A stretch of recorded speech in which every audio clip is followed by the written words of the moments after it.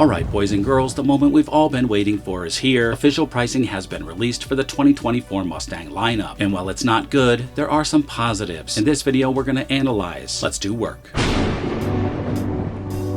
Firstly, in this video I'm going to be giving shoutouts to those warriors who took on a higher level of patriotism by finding the secret code word in my last two videos. Find the code word in this video for a mention in my next video. The show takes a lot of nights and weekends to produce, so please help me out by subscribing, liking, commenting, and shopping on my Amazon storefront link below. You guys rock! Jumping in, let's go over the fine print first. These prices are current MSRP for the base vehicles. Prices exclude destination and delivery fees, plus government fees and taxes, any finance charges, any dealer processing charge, any electronic filing charge, and any emission testing charge. And I think they missed here any potential markup. Firstly, the EcoBoost Fastback starts at $30,920, and that gets you the all-new 2.3-liter EcoBoost engine with 315 horsepower, Ford Copilot 360, and a 12.4-inch screen. The Mustang EcoBoost Premium Fastback comes in at $36,445, including approach lighting with welcome farewell exterior lighting, a nicer 13.2-inch center stack, and the 12.4-inch instrument cluster, and wireless charging with USB port. Like seriously, what car doesn't come with that? The Mustang EcoBoost Premium Convertible is coming in high at nearly $42,000, and that includes dual-zone temperature controls, better stereo, and security package. The base model GT Fastback starts at $41,495, so the Premium EcoBoost costs $450 more than the base model GT. We'll talk about why that's good and bad later in this video, but note that the base model S650 costs nearly $2,000 more than my premium trim 2018 GT. Still a good price for performance, more on that later. Okay, the new premium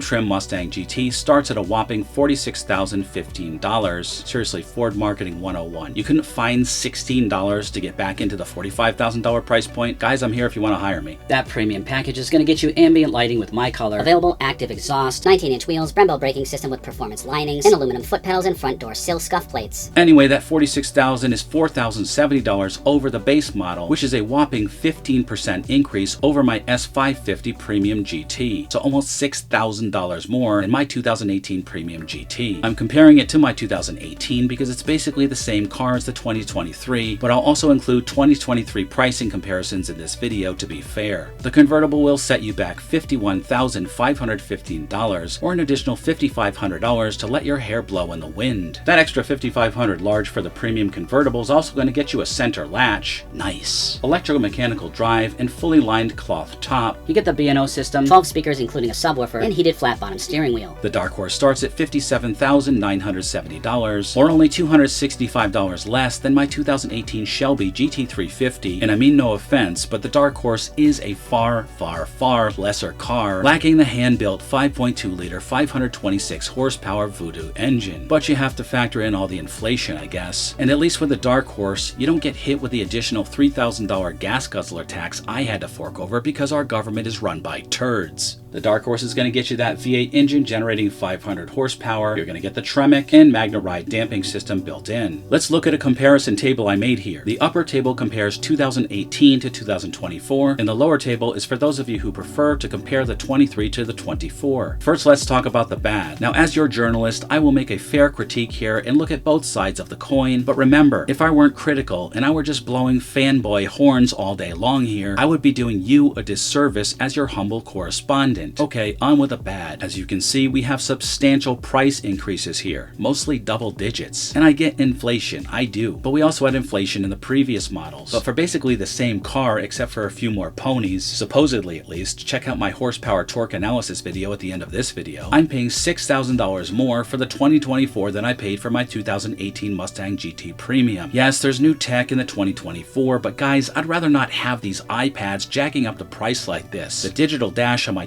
2018 was fun and more than adequate. I'd actually like a nice analog dash at this point and not pay $6,000 more. Looking at the 2023, the base model is up 8% or over $3,000. Now keep in mind that these prices are just MSRP, no dealer fees, no markup, no taxes, but on top of that, interest rates have skyrocketed. According to bankrate.com, average interest rates on new car loans are over 6%, even for 60-month new car loans. And more people are extending their loan duration to just maintain the same level or even lesser level car than they had before. On top of that, we are all suffering paying double digits more for groceries. $9 for a vat of cream cheese, $7 for a bag of chips. Overall dairy is up by 14%, cereals and bakeries 16%. How much of raw materials prices have gone up to justify this? I can tell you that labor hasn't. I can also tell you companies could just eat margin, but they're not. They're fully passing on the costs to us. Consumers are really hurting. I think Ford missed an opportunity here to keep the prices the same, swallow some margin loss, and really help out their consumers. And if they did that, they'd turn more volume and make it up anyway. And if they had to cut some bling in order to maintain the price point,